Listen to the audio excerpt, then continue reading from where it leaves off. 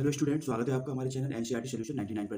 तो स्टूडेंट्स, आज हम जो है मोलारिटी और मोलारिटी में डिफरेंस पढ़ेंगे दोस्तों। तो शुरू करते हैं बच्चों। मोलारिटी और मोलारिटी। बच्चों, मोलारिटी की डिफिनेशन देखें। Moles of solutes dissolve in 1 litre of solution.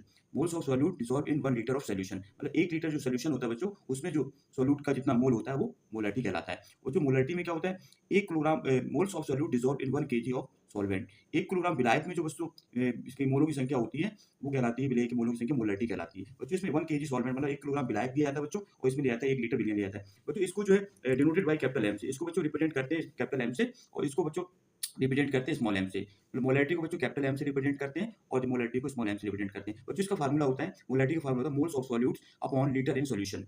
मतलब 1 लीटर विलियन में जो विलेय के जो मोल होते हैं बच्चों, उनकी संख्या को इसको मोलारिटी कहा जाता है। और जो इसका फार्मूला होता है kilogram of solvent mole of solution upon kilogram of solvent. 1 kilogram जो विलायक होता है बच्चों, सॉल्वेंट विलायक को कहते हैं, उसमें जितने विलेय के मोल होते हैं उसको क्या कहते हैं बच्चों, मोलारिटी कहा जाता है। बच्चों, ये affected by the change in temperature and pressure. अगर बच्चों टेम्परेचर, ताप और प्रेशर, दाब को बदल देते हैं तो बच्चों मोलारिटी का जो मान होता है बच्चों वो चेंज हो जाता है, अफेक्टेड होता है, मतलब प्रभावित हो जाता है। इसमें बच्चों ताप और प्रेशर, टेम्परेचर और प्रेशर को बदलने पर भी बच्चों इसका मोलारिटी पर कोई प्रभाव नहीं पड़ता बच्चों। इसके बाद बच्चों इसकी यूनिट होती है मोल पर लीटर, इसकी बच्चों मोलारिटी की। और बच्चों इसकी यूनिट होती है यूनिट मोल पर किलोग्राम। क्या होती है बच्चों, मोल पर किलोग्राम। तो बच्चों आई होप यू आपको जो है मोलारिटी और मोलारिटी में डिफरेंस समझ में आ गया बच्चों। तो इसको एक बार और देख लेते हैं बच्चों।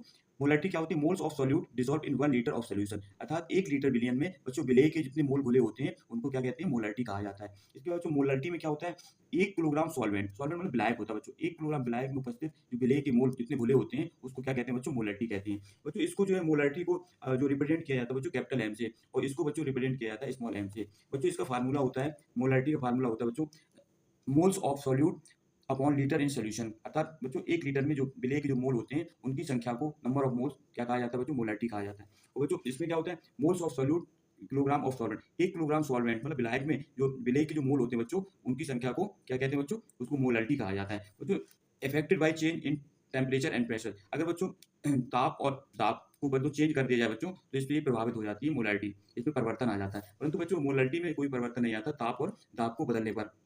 इसका बच्चों इसकी यूनिट होती है मोल पर लीटर। इसकी यूनिट क्या होती है बच्चों, इकाई मोल पर लीटर। और बच्चों इसकी इकाई होती है मोल पर किलोग्राम। तो बच्चों आप, आई होप यू आपको जो है मोलारिटी और मोलारिटी में डिफरेंस समझ में आ गया बच्चों। इसको नोट डाउन करें और जो इसको बच्चों लिख ले, बार-बार लिख कर इसको अभ्यास करें। तो बच्चों, आप अगर नए हैं तो हमारे चैनल को सब्सक्राइब करें बच्चों, लाइक करें और ज़्यादा से ज़्यादा लोगों को शेयर कर दें बच्चों। जय हिंद, जय भारत।